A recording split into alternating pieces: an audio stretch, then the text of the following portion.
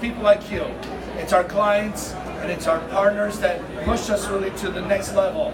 And how we survive the next 30 years all based on this room right here. Just before we get to the product presentations, I want to give you a little recap how we've been around here. Really, our first client was 1990. It was Schenectady City School District, not too far from here. We had 3 employees at the company. 3. Over 28 years goes by. Now we're over 110 employees, and we've made the Inc. 5000 11 years in a row. We're helping transport 5 million students every single day. We're in 48 states and we're coming on strong. So I just want to give you a little recap before we go on to the products. In 2015, we opened our first office outside our headquarters. We opened our first office in Austin, Texas. And then the same year, we opened another office in Shanghai, China. So I'll just give you a little recap. This is one of my favorite screens here is our products. Our clients here, any of you recognize these products? Does it look familiar to anybody? Anything new you don't see here? Rich, anything new? All right, good. He said Wayfinder Plus, good thing. Great, well these are, after all these years, we obviously created a lot of products. The first one I want to talk about is called Wayfinder. Wayfinder is our product that is an in-app. It's inside your vehicle, it's an app. You download it, it's compliant to state regulations. You can use it to track, to build routes, and also for navigation. So these are the things that, as an app, you get all the benefits of the speed it's traveling, right? The time, all those benefits that you get an app with a phone, the emails, the text, all those things are wonderful to get. Other part is the track means that this device, as a phone, or it could be a tablet, it really could be also as a tracking device. It would be nice to put on your kid's car, right?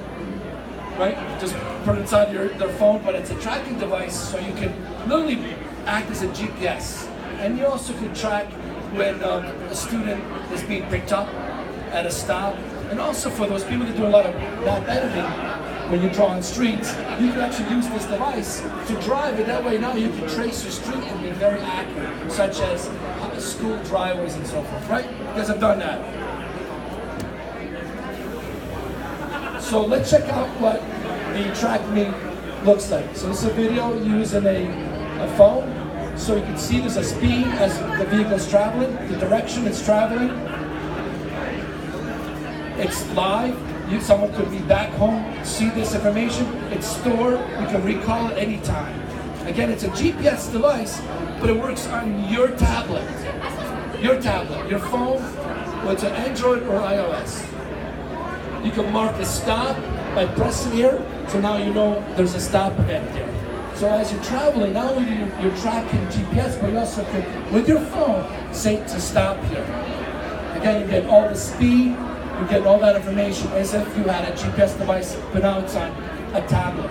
And a tablet could be yours, bring your own device, or it could be a tablet that's already installed in a vehicle. Anyone already have some tablets installed?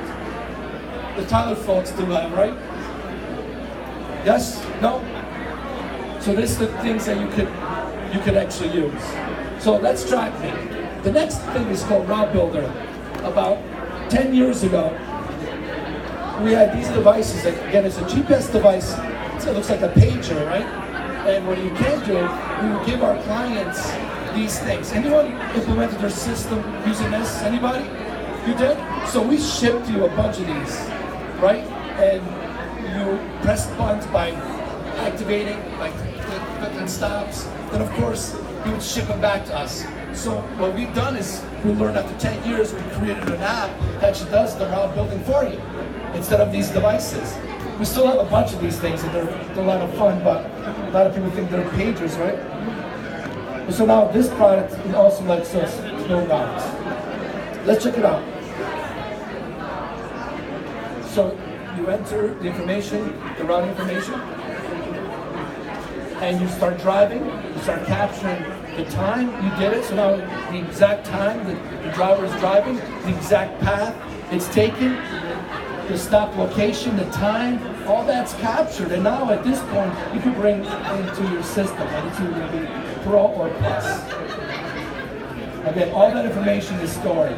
The breadcrumbs are very close to each other. That way, you're less than a second apart. So that way, when you're building this path for driving, it's going to be perfect. It's exactly the way the driver drove this route. Bring this in, now you have your route implemented, just like you did about 10 years ago with these things. A lot harder. There was no feedback. You really didn't know what you were doing until you get back to the office and realize, I forgot to press the button. It does happen, right? So this is part of the route building process. So then once you've done that, you want to now edit it. You can make changes with this app. You actually go into this trip that you just captured with this product. You could, if you did forget to press a button, at this point you could say, hey, there's a stop there. There's actually another stop that I forgot to press, or I double pressed. I now have 2 stops. I don't want my routers to think there's actually 2 stops here, but it's not. I can just by accidentally add an extra stop. So you do all these things that you could edit. Once you make your changes here, now you can publish it and actually see it in your routing system. The microphone is working. Wow. So at this point, we actually could change. We can change the location of the stop. Maybe the driver placed the stop at a point that is not at that house. It's very precise. Maybe it's a different house. So now at this point, before publishing it, you can actually make the changes to modify and move it to the right location.